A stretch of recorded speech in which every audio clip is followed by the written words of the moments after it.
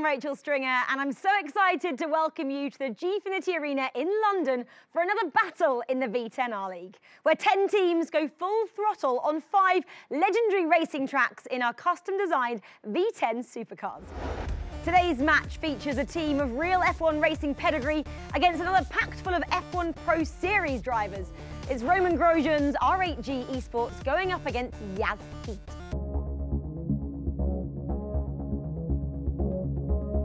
This is going to be a big one for both teams. They need points, and yeah, momentum here will hopefully see them get to that third place. So heading into this one, it's Aston Martin that sit joint top with Team Redline on 7 points, having both raced twice. Yas Heat are the only other team in the group to have picked up any points, but still lie some distance off the leaders. R8G and Red Bull are yet to score. With mistakes, of course, the big one was Simon Vijgang in the team race at Monza, coming into Ascari, just got in a bit too deep and then completely threw it away on the last lap. That's utterly disappointing for them as a team. We're all standing there and going, what just happened? I don't think he knew either. Obviously totally disappointed, but things could have been a draw, couldn't it? With Aston Martin, who have been doing excellent things all season, as we know. Quick reminder that a new rule for this season sees each team nominate and veto a track to race on. So let's see where the teams have chosen to go this time out. R8G, they're banning Yas Marina, they're picking Monza, and Yas Heat, they're banning Spa, and they're going racing at Mugello. Yas Heat is starting on pole position then with Manuel Biancalila. Let's see how they get off here in Monza. Looks like a good start for our pole sitter. R8G have it all to do as we head down into turn 1. Yeah, fantastic start from Biancalila already, 4/10 before they even reach turn 1. Can he get it stopped? A little lock-up, maybe a slight mistake, but Biancalila, great exit out of turn 1, and Dejovski P2. In the slipstream as they head to the second chicane. Is he going to make a move down the outside? Who's going to brake latest? Ooh. And it looks like Biancalila does the job, but Dejovski has to go through the chicane. He's going to have to definitely give that place back. That's a carbon copy move of Charles Leclerc and Lewis Hamilton down there at the second chicane. Lewis Hamilton, have you heard of him? No. Oh, okay. He's a pretty good F1 driver. You should check him out. But here we go. We can see these guys readdressing the situation. Biancalila retakes the lead, and that's exactly what we want to see. Good, fair racing between the two. I might have spoken a bit too early there as there's contact through the Ascari chicane, and Dejovski drops down to second. Let's see if he can recompose himself and go again, and for position.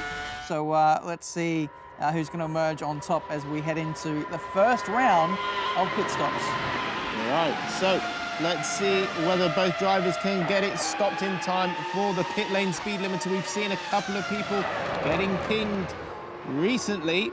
Both drivers seemed like they are totally fine there, and 1.2 seconds was the gap as they both entered the pit lane.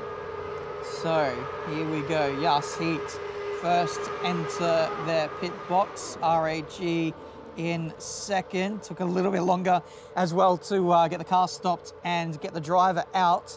And we see R8G creeping towards the end of the pit lane, trying to block off that position from Yas Heat, but we know from the set of course that he can just go through.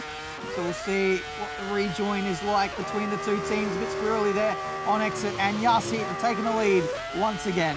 Yeah, so it's an interesting plan there from R8G and Petrojol. I almost feel that you know, starting from a stationary standstill is definitely a disadvantage from its competitors, as Tomei, as we're on board with. Got out into a solid lead there and hasn't faltered since. This is the very circuit where he did throw away a win last round, but he doesn't do so this time around. Vijgang and Yas Heat get on the board here in Monza.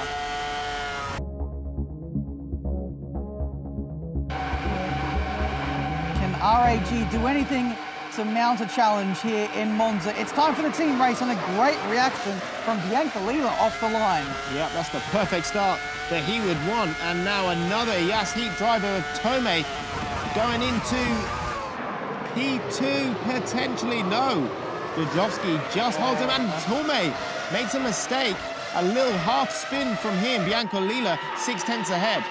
Yeah, so it looks like a good start for our front row. There's a bit of kerfuffling going on back in the pack. Here is Petitjean making a move on Tomei, trying to go around the outside into the middle sector chicane, but has to slot in behind for the time being. So, yeah, looking pretty good for Yasheed at this stage. They have the ascendancy points-wise. Yeah, the touring car line worked through the first chicane, and now he's only going from strength to strength here on lap 4 and is really putting Bianco Lila under the blowtorch. So let's see if he can do anything as they head down into Parabolica, but particularly when they get down to turn 1. That's the overtaking zone here at Monza. Let's see. You can see Bianco Lila is getting pretty defensive now, trying to break the slipstream as they head down into the last corner.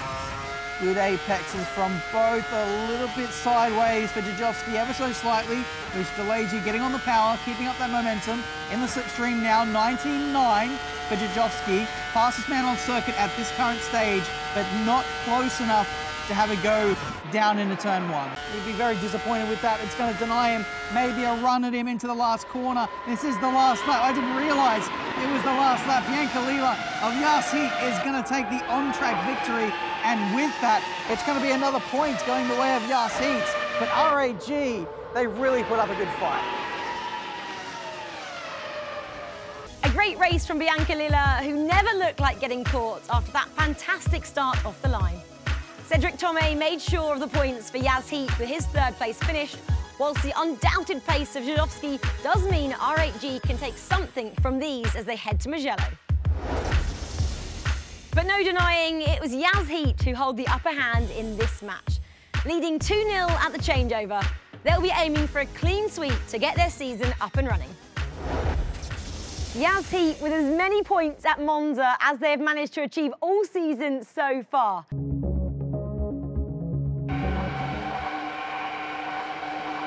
We have the lights out and away we go. It's a great start for Yasheed, absolutely flying down into turn 1.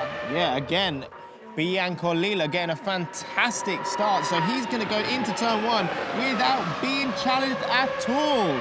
Liebert with it all to do, already 3/10 back, and he's going to be in that dirty air, so it's going to be super, super difficult to follow. Certainly will be. As you can see, 4/10 is the difference. Mugello is a circuit which has proven to be almost impossible to overtake. This is just as bad as Monaco, and we all know how bad overtaking is there. But yeah, let's see if perhaps fortunes can change. RAG do here on the run into the pit lane. They stay out and look like they wanted to box. Yeah, interesting. So Bianco Lila in first. I was actually expecting him to carry on and take the Joker lap, but Liebert is the one that carries on instead for R8G. This is a really, really important lap for him. For those guys to gain some momentum, get back onto the back of the to the Yasheed car and put pressure on. So Tomei goes across the line to take the Joker lap for Yasheed. And what is the gap? The gap is now, wait for it, 1.1 seconds difference. Maybe the pit stop's not exactly going the way of RAG. Yasheed have just been that little bit too strong for them. And out of the final corner comes Simon Weigang. He's going to take this one for Yasheed, and that puts them 3-0 up against RAG. We won. No. Let's go, boys. Well done. Operator. Really well done, guys. Well, word just in from officials here that Bianco Lila had 2 incidents of avoidable contact in that first relay race and was given a 10-second penalty for rough driving, which means R8G take that point from Yasheed, which is actually their first of the season so far. And things now stand at 2-1 to Yasheed going into the final team race. I mean, we didn't see that, did we, guys, when we were actually commentating on it? Ben, yeah, what do you make of that? Did you suspect to be given 10 seconds penalty? I think it's pretty harsh, given the circumstances. If it's the incident that I remember, it was the side-by-side moment into the middle sector chicane. But here's the first incident. No, that is the middle sector chicane one I was talking about.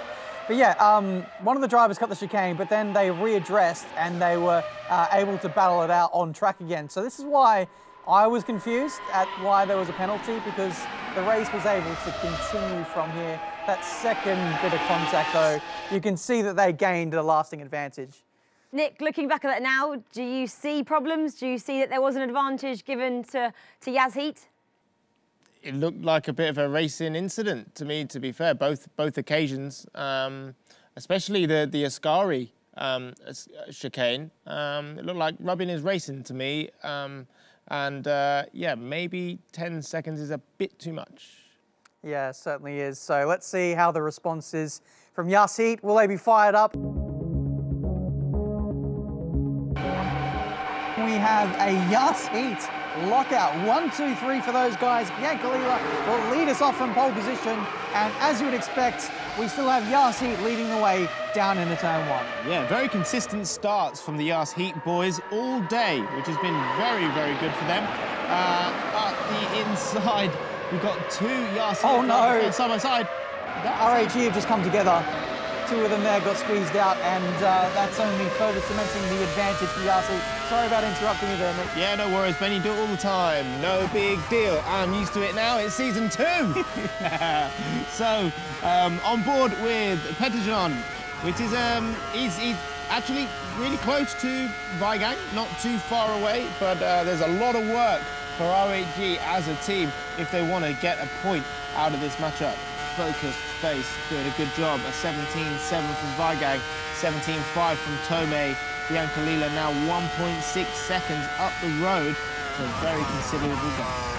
What do you think about this scenario Yas Heat find themselves in, Nick? Do you think Yas Heat will be happy with their performance, finally living up to their potential that they've been threatening to do in the last few rounds?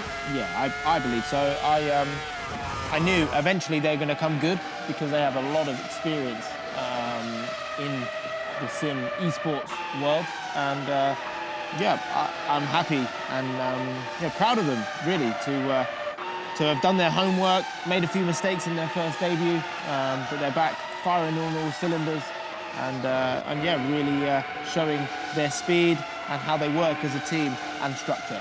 Yeah, this is the kind of foundations that they need to springboard them onto a finals campaign. So let's hope that they can learn a lot, even from this victory, and apply that into their future matchups. They certainly have the pace, they have the experience to challenge and surprise a few people in the V10 R-League, and that talent has really come to the fore here in Mugello. Yas Heat take it, and that makes them 3-1 up in their matchup against RHG.